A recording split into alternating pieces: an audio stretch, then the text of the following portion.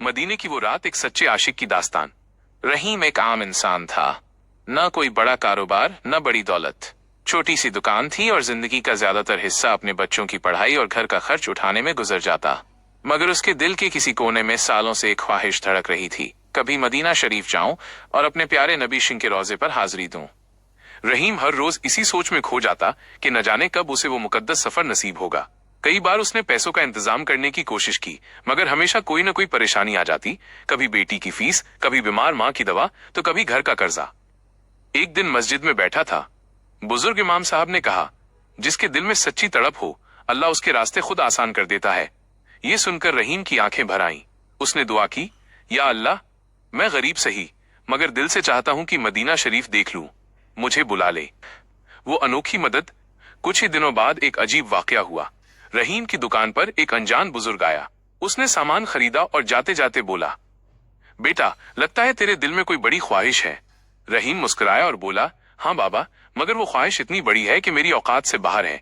बुजुर्ग ने जेब से एक लिफाफा निकाला और कहा, इसे रख ले। रहीम ने चौंक कर देखा। उस लिफाफे में उतने ही पैसे थे जितने मदीने के सफर के लिए चाहिए थे। उसकी आंखों से आंसू बह निकले। दौड़कर उस बुजुर्ग के पीछे गया, मगर वो नजर ही नहीं आए। रहीम समझ गया, ये कोई इंसान नहीं था, शायद अल्लाह का भेजा फरिश्ता था। सफरे मदीना। दिन आया जब रहीम जहाज में बैठा। पूरे सफर में उसका दिल धड़कता रहा, माइनस क्या सच में मैं मदीने जा रहा हूँ? क्या मैं उस रोजे को देख पाऊंगा जिसके लिए मेरी रूह तरस रही है?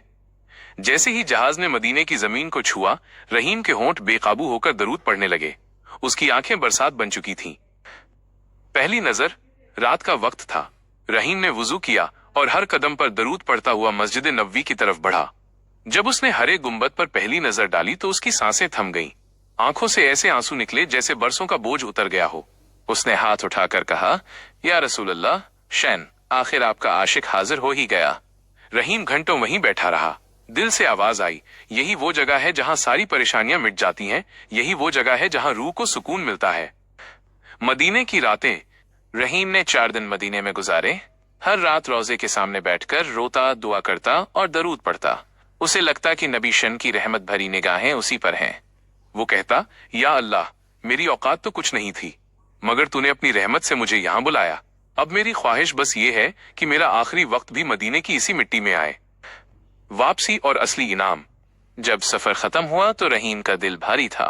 वापस जाते हुए उसने आखिरी बार हरे गुंबद की तरफ देखा और कहा, या रसूल अल्लाह, शन, मुझे फिर बुलाना। घर लौटकर रहीम बदल चुका था। उसका दिल दुनिया की मोहब्बत से खाली हो गया था। वो अब लोगों की मदद करने लगा, गरीबों को खिलाता, मस्जिद की खिदमत करता। उसकी आंखों में हर वक्त मदीने की चमक और रोजे का नूर झलकता। लोग कहते, रहीम पहले जैसा नहीं रहा, उसमें अब मदीने की खुशबू बस गई है। कहानी का सबक। इस कहानी से हमें ये सीख मिलती है कि मदीने का सफर सिर्फ पैसों से नहीं, बल्कि दिल की तड़प से नसीब होता है। जो सच्चे दिल से दुआ करता है, अल्लाह उसके लिए नामुमकिन को भी मुमकिन बना देता है। और जब इंसान मदीने से लौटता है तो उसकी जिंदगी बदल जाती है। उसके दिल में सिर्फ मोहब्बत, रहमत और इंसानियत रह जाती है। यही वजह है कि मदीने से जुड़ी हर कहानी दिल को छू लेती है। रहीम की ये दास्तान हमें याद दिलाती है कि दुनिया की सबसे बड़ी दौलत यही है, रोज़े रसूल